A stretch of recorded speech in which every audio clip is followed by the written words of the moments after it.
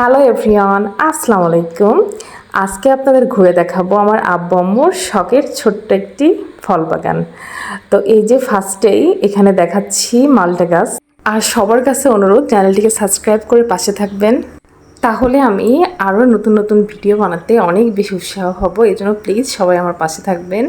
তো এখানে মোটামুটি 3-4টা মালটা গাছ আছে, সাথে একটা কমলা লেবু গাছও আছে, বাট মালটা গাছের ফলনটা একটু বেশি আর মালটাগুলো খেতে অনেক মিষ্টি, কমলাটা একটু টক প্রজাতির। তো এই যে দেখুন, মানে প্রতিটা গাছেই মাশাআল্লাহ আলহামদুলিল্লাহ অনেক বেশি ফলন হয়েছে।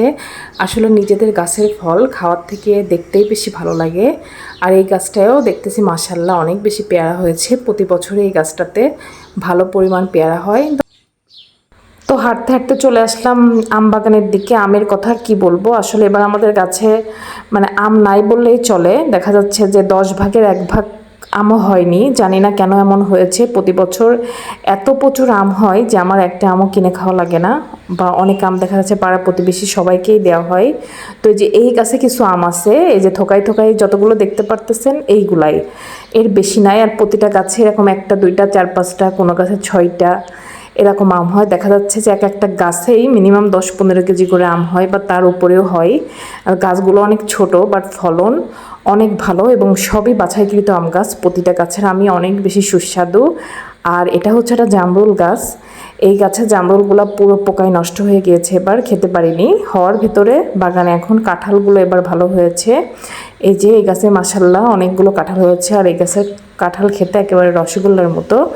যদিও কাঁঠাল খুব একটা আমি খাই না, বা আমাদের বাসার সবাই পছন্দ করে না, কাঁঠালের থেকে কাঁঠালের আঠিটাই খাওয়া হয়। বাট এই গাছের কাঁঠাল এত সুন্দর যে আমরা মোটামুটি সবাই কম বেশি খাই, অনেক বেশি রসালো।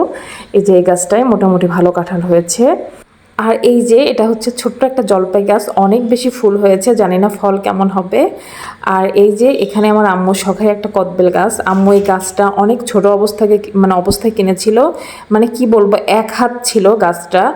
আমি আর আম্মু মিলেই কিনেছিলাম। তো এই যে দেখুন, সেই গাছটা আমি ভাবি না এত তাড়াতাড়ি ফল নেবে।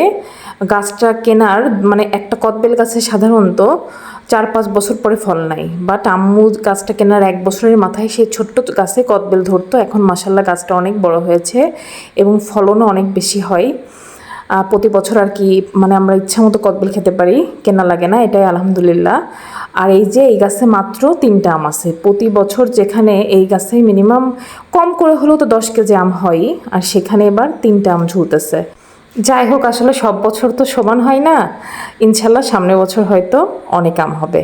তো এই যে দেখুন, আর এখানে এই যে একটা আমড়া গাছ আছে। এই আমড়া গাছটা কি বলবো, এত সুন্দর। আমি বলবো এই গাছটা অনেক লক্ষ্মী, কারণ এই আমড়া গাছে সারা বছর আমড়া ধরতেই থাকে। আমরা খেতে খেতে এখন আর খেতে ইচ্ছা করে না, বাট আমড়াগুলো কিন্তু খেতে অনেক মজা। আমার আজকের ভিডিওটি কেমন লেগেছে অবশ্যই জানাবেন। সবাই অনেক বেশি ভালো থাকবেন। আল্লাহ হাফেজ।